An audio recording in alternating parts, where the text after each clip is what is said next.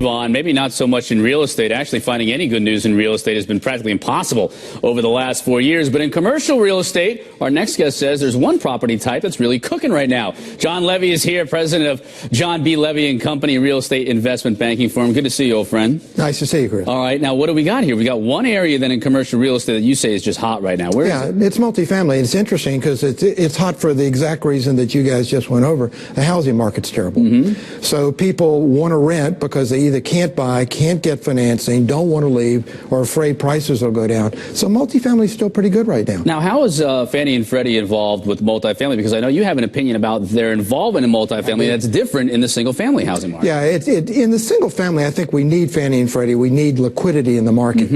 In multifamily, actually, I think it's a good time to have them withdraw a bit. There's plenty of money for good multifamily from insurance companies, from pension funds, from banks. And in fact, Fannie and Freddie actually underprice the market. So in other words, our government money is keeping rates low. So if you're a borrower, that's a terrific deal. Money's on sale. But I'm not sure why that's good policy.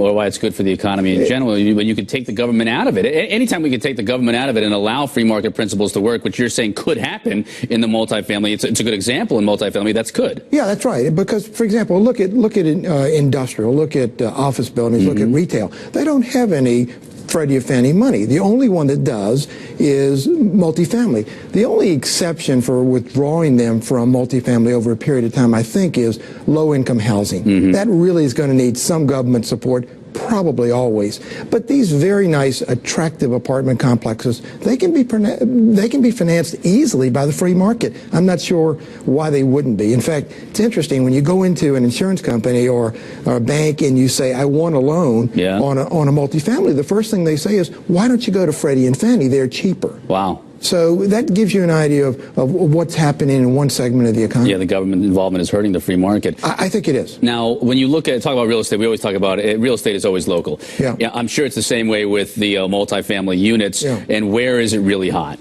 Well, any of the gateway cities are good. For example, San Francisco is great because of the tech boom. Washington, D.C. is still very strong.